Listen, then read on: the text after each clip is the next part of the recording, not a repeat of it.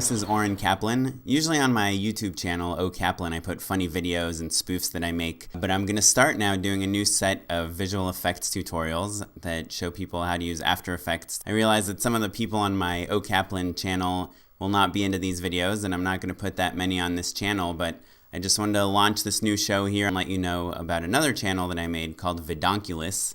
There's a link over here. So if you're into visual effects, then go check out that channel. If not, then don't, and just ignore the next few videos I put on my channel, and I will put some more comedy stuff later on. So thanks for watching, and I hope you enjoy this new show.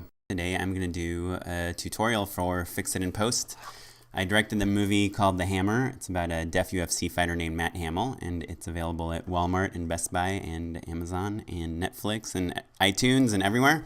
And a lot of people don't know this, but there's over 100 visual effects shots in this movie, and they're almost all completely meant to not be seen.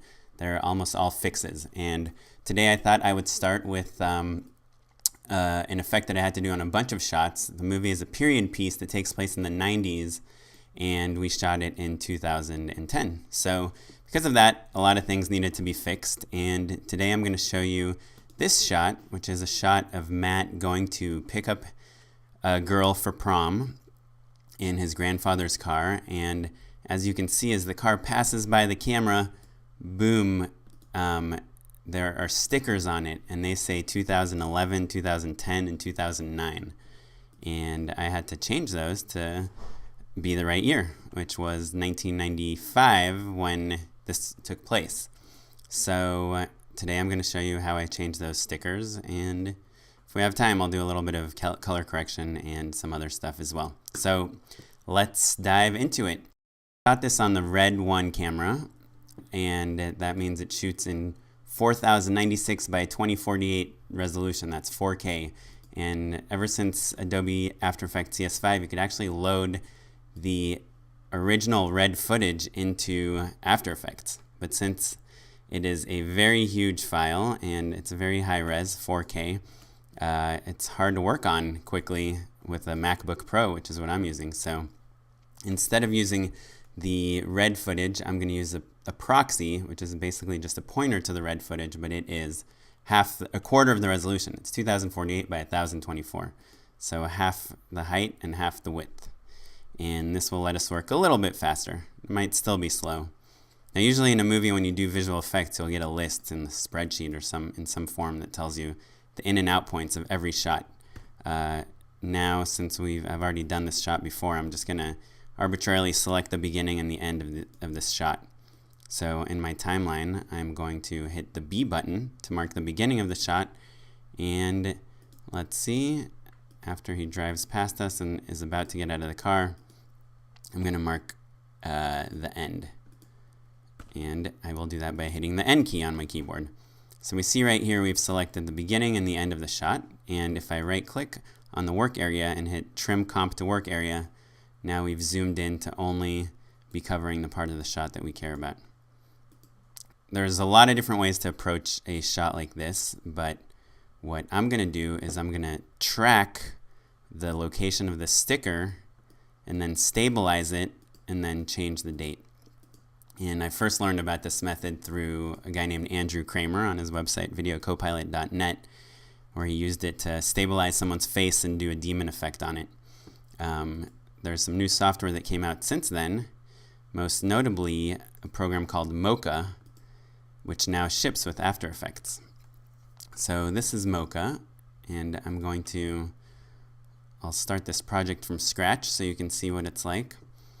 But when you run Mocha, which ships with After Effects, it should be under your applications directory, you can import a clip. And I'm going to import the same half proxy that I have loaded up in After Effects. So Mocha tries to figure out what kind of video file it is, and almost always this one number comes up wrong. That's the pixel aspect ratio. If you're using a Canon 5D or a 7D or a Rebel or any of the new cameras, it's probably going to be 1, which means that the pixels are square, that they're the same width as they are high. And that is also true in the case of the red footage. So Now we have our entire shot loaded up here. And the first thing we have to do is select our in and out points to match our After Effects project. So we'll go back to After Effects, scroll all the way to the very first frame, and we'll look at the number right here, which ends with the 2897. So we'll go back here, and right here we see our frame number.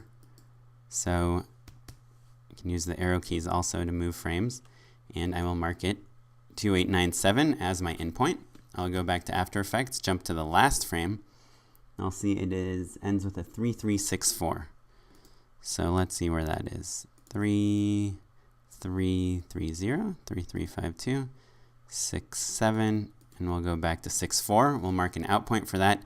And this I find really helpful. I click on this button, it zooms in, so we only see the frames that we care about right now. Now to track this, my best method is trying to find the very clearest shot of the thing I'm trying to track. Doesn't matter where it is, and then I'll track forwards and backwards. So somewhere around this area looks pretty good. And what I'm going to do to track it is I'm going to use this X spline, which is a really cool spline. And I'm going to draw just by clicking with the left mouse button over here, 4 different locations, and then you click the right mouse button and it tells Mocha that you're done drawing your mask. I'm going to draw a mask here, and it can be loose. The important thing is to not overlap anything through the glass, because Mocha basically is trying to find how these pixels move from frame to frame. Something else I do a lot is click on this auto channel down here. I just find that it works a little bit better. Now we are going to track backwards. So this is a really common method to track forward and track backward. Okay, so we finished tracking backwards, and it did a pretty good job, at least for the part where the sticker is visible. Once it gets back here, we don't really care anymore. And something I learned from Gareth Edwards, who directed the movie Monsters, is that one of the goals in visual effects is when you have to get through a lot of shots is how can you do the least work possible. So one way with this shot is when we're back here, we can't even read the numbers anymore. So we don't even really care about the frames before that, because we're just going to fade off our fix. And now we are going to track forwards from our original frame, and that will help us complete the tracking on this shot.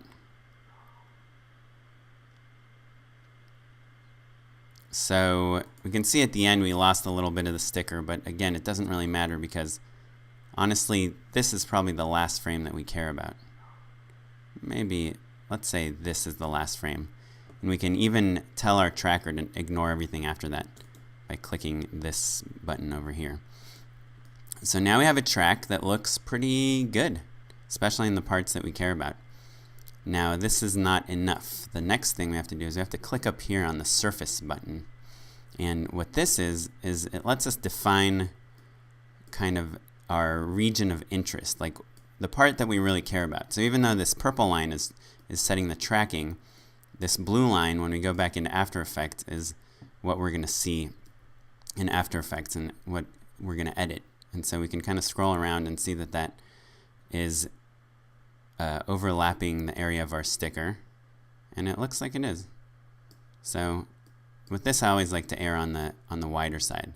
And again, for this, Mocha isn't actually tracking anything that's being associated with this blue box. It's just following that middle track and giving us a bounding box that we can use in After Effects. So that's done. Now when I export it, I'm going to use this After Effects corner pin. At the very top, you see it says it supports Mocha Import, which is this awesome utility that's free, though you can donate. I donated $10. It's free for After Effects, and you'll see what it does, but it's awesome. So we're going to call this sticker corner pin data, and we save it. And now we're going to go back into After Effects. Okay, so the next step is to use a plugin called Mocha Import that you can get from aescripts.com. It's free, though you can donate some money. I donated $10. And it is awesome. It really lets you, it really helps you with tracking in After Effects a lot. So I'll leave a link for that in the description. But once you have it installed, it will show up here under the window menu in After Effects, Mocha import.jsx. When you open that, it's going to open up a little window that lets you load the data that you just created in Mocha. So we're going to click on that, and here is our data, sticker corner pin data.txt. So we load that file. It's going to do some processing, trying to figure out what exactly to do with that information. And since my time code on my clip starts at a weird place, doesn't start at 0, I usually have to tell it to actually force Mocha's import data to go to frame 0. So if that doesn't make sense, you can ask me about it in the comments. I have this plugin called Red Giant Warp that does a nice corner pin, but if you don't have it, you can choose this other option, CP star create undistorted and stabilized pre-comp. So we choose that, and right here before I apply it, I'm just gonna name this layer footage, just so things are a little less messy. And I'm gonna hit Apple D, Command D to duplicate it. And now this layer is gonna be my sticker replacement layer. I'm gonna select it, and then I'm gonna hit Apply in Mocha Import. And by hitting Apply, it's gonna create a new pre-composition for me called Sticker Replacement Pre-Comp. Now, if we go through this, let's change our resolution back to auto. This has done something very cool, which is that it took that blue square from Mocha and made a composition that is just gonna have my sticker in it throughout all the frames, undistorted. So how cool is that? Now what does this mean? This means that if I do anything in this composition, let's say I add some text, and let's make that bigger. Ooh. And I go back to my original composition, that text is going to be following it now. How cool is that? So this is a really awesome plugin from AE Scripts. And the guy that made it makes some awesome tutorials too. You should check it out. Anyway, okay, so I'm in here. This is the composition that's automatically been generated for me. And what I want to do is I want to find the crispest looking version of this composition. And then I'm going to take it into Photoshop and edit it. So let's walk through here. This looks pretty good, somewhere around here. I'm going to turn off this control layer that is automatically generated. And I am going to export this frame by going to Composition, Save Frame As. I'm going to use the best settings possible under Render Settings. And I'm going to call this Sticker Replacement Fixed. I'm going to hit Render. So what this does is it creates a Photoshop file that is exactly what we see here on the screen. And that is done. And I'm going to open that file in Photoshop. Okay, so now we are in Photoshop and we have our sticker here. And we are going to start fixing it. So the first thing we're going to do is we're going to cover up the old numbers by making a new layer. We'll call it Cover, for lack of a better term. And I'm just going to use the rubber stamp over here. And I'm just going to hit Alt to copy this area. And I'm just going to paint it over this area.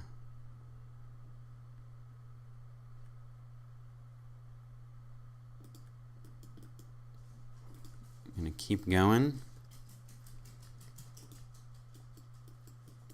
Erasing all of this. Erase that 11. Again, we're using our rubber stamp. You have to make sure your rubber stamp is set to current and below up here. That means that it's copying from your current layer, but also from the layers below it, which is the only reason we're able to pull color data from underneath our new layer that we're making. So that's pretty good. We covered up that stuff. Now, over here, I'm just going to use my paintbrush to paint over these numbers. I hit Alt to grab a color, and then I'm just kind of painting over this 9. And the reason I keep choosing a new color is because I don't want it to look too consistent. I want it to be a little splotchy. So here I am just grabbing colors and painting, grabbing colors and painting, grabbing colors and painting. I can make my paintbrush a little bigger at this point. And just painting away that 2009. I'm going to replace it with the text that says 1995. And now it's pretty good. Let's make that a little bit smaller. Paint, and we'll use our rubber stamp to get rid of that last final piece. We'll fix that a little bit. So basically what we did here is we made a cover, some cover art for this cover art. Maybe that's not the right term, but I'm going to use it.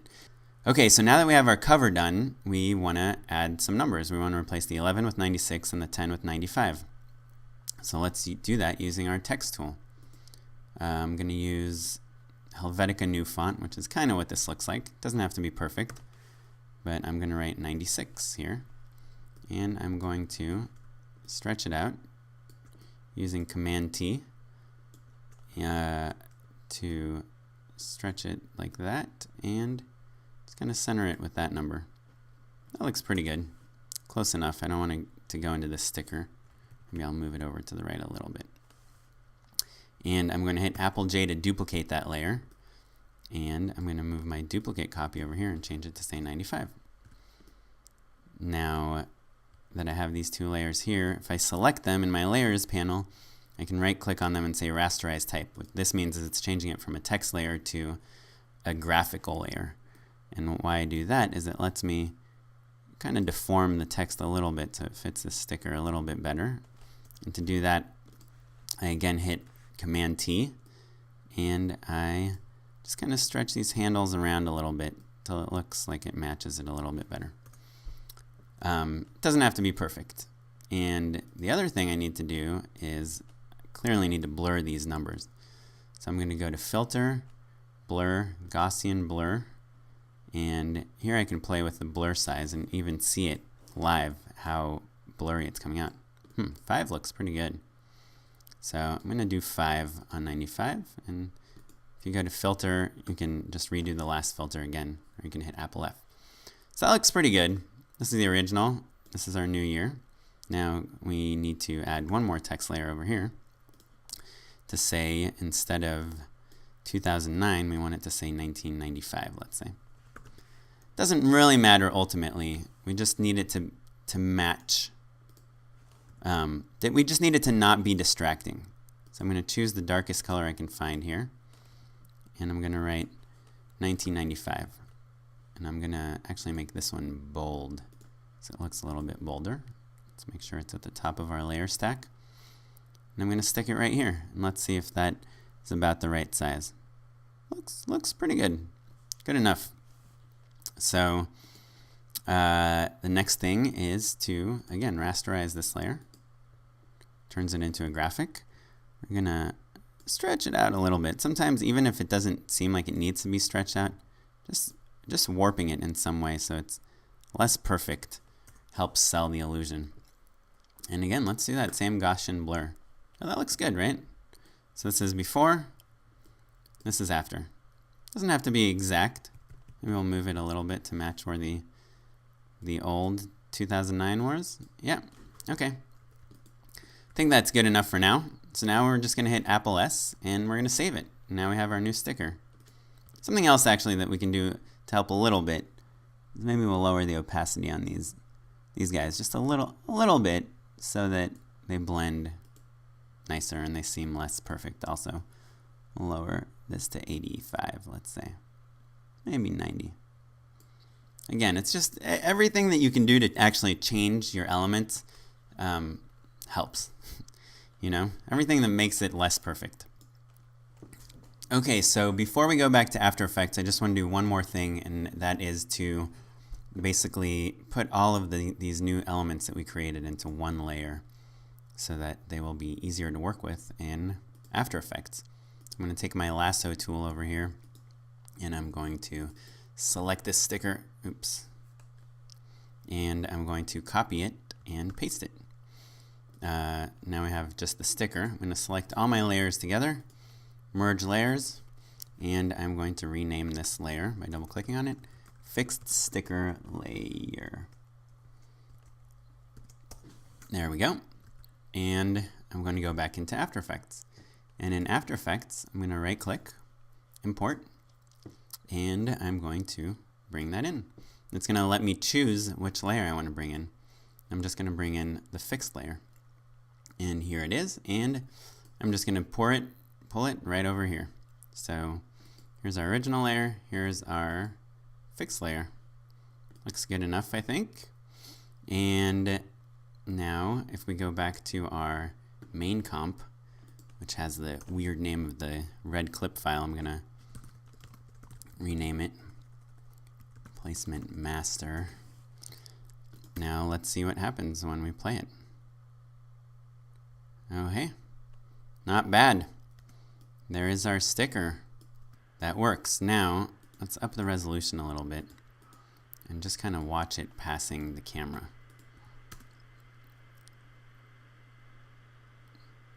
So I think a problem that we have here, and maybe might be an easy fix, is that even though the sticker's moving a lot, there's no motion blur. Let's try turning on motion blur for this layer.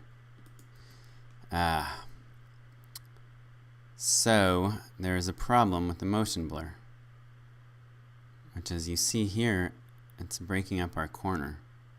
Motion blur definitely looks good. Let's see if we can do the motion blur here on the sticker itself.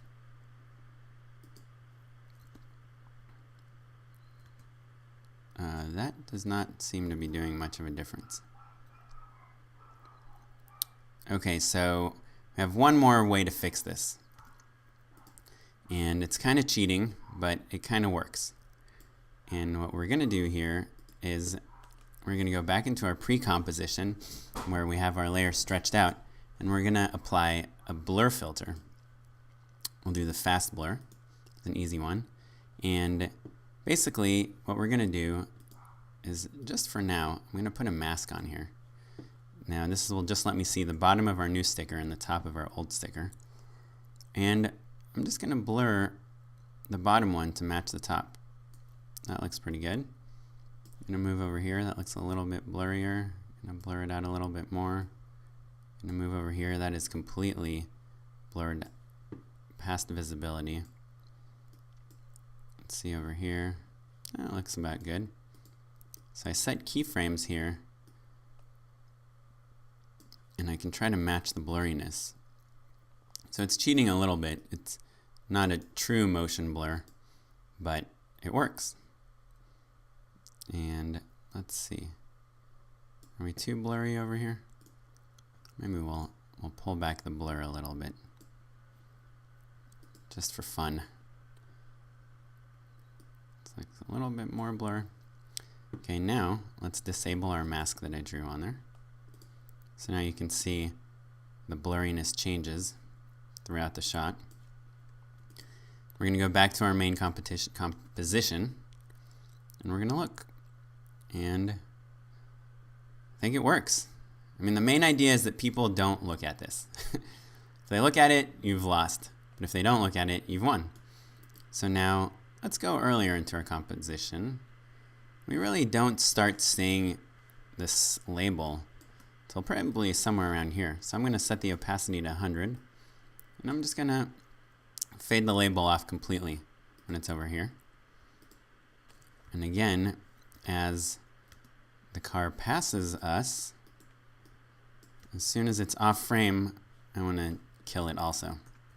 So I hit Alt and the close bracket button to end the frame. Actually, maybe I'll do it even a little bit sooner.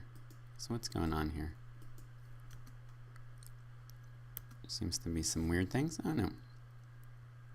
Yeah, right here we see a little bit of it. So let's end it on this frame. When we go here, it's gone. So that's it. We've replaced the sticker. Not bad. Let's just do a couple other things. As you might remember from the beginning of this tutorial, I found the color of this car to be distracting. It's this teal and it's very modern where everything else seems a little bit more classic. So let's make a new adjustment layer and we'll call it CC Teal Car, Color Correct Teal Car. And what we're going to do with this one is we are going to, maybe we'll try selective color. Let's do that.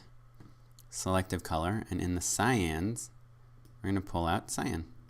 And look, I basically pulled out all of that bluish cyan teal. From the blues, we're going to pull out cyan also. We'll add a little magenta and yellow back in. And even in the blacks, we'll pull out cyan. Oh, no, maybe is that too much? I think that's okay. The neutrals, let's pull out cyan a little bit. And maybe we'll add a little bit of yellow for fun. So again, all we're really looking at here is this car, not the rest of what's going on. And now we can easily just draw a mask around this car. And let's feather it out a lot. Maybe from our neutrals, we don't need to do anything so that it doesn't affect our street as much. And I actually don't even care about the wheels. We really just care about the top part of this. So we hit M to bring up the mask path stopwatch. Let's go back to kind of the last real frame where we're seeing the car clearly. And place a keyframe over there. Place it over here. Now because we did selective color, in theory it shouldn't affect our foreground car too much.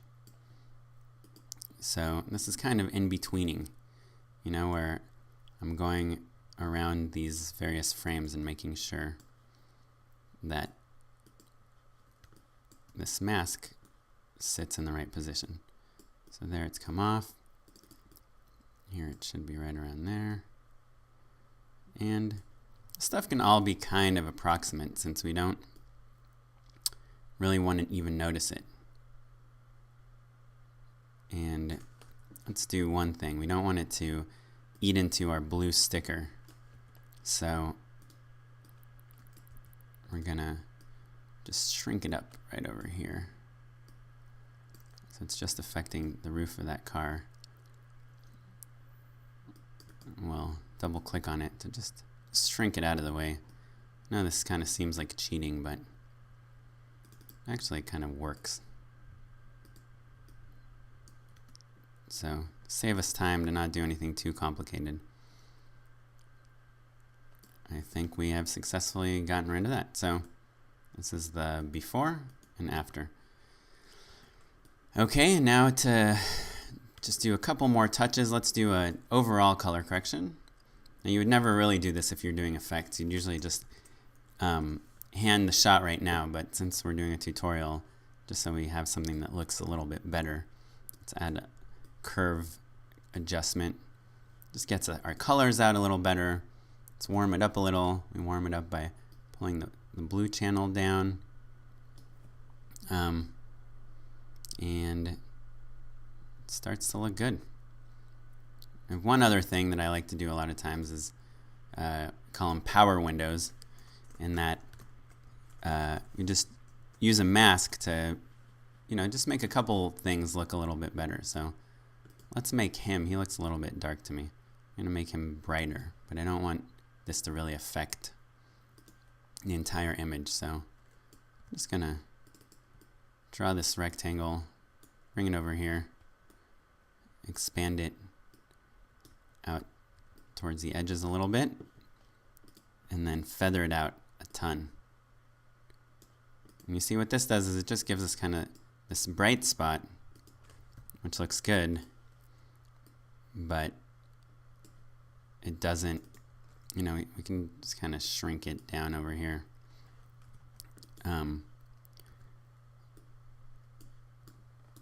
Doesn't look too fake. Maybe even feather it out a little bit more over here. So I'll set the one feather here.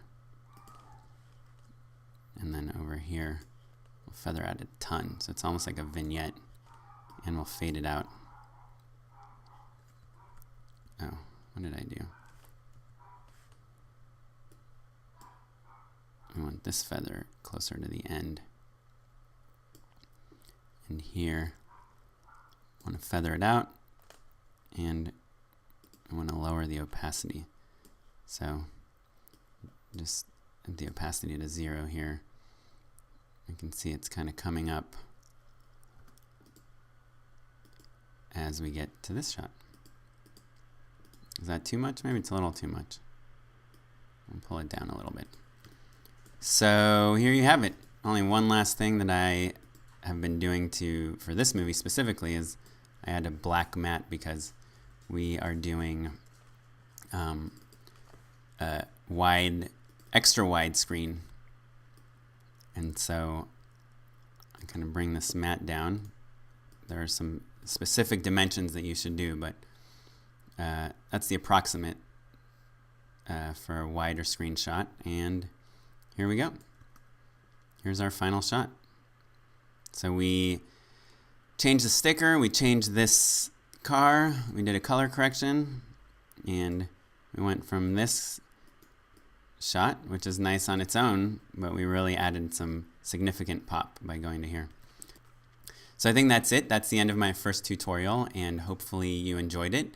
And I'm going to be doing a lot more tutorials on After Effects and how to fix things in post. So leave a comment, let me know what I can do better, what I should do more of or less of, and that's it. Don't forget to check out The Hammer. It's on DVD at Walmart, Best Buy, Netflix, iTunes, Amazon, everywhere, and I'll put a link down at the bottom. And I think that's it. Thanks for your time. I'll see you next time.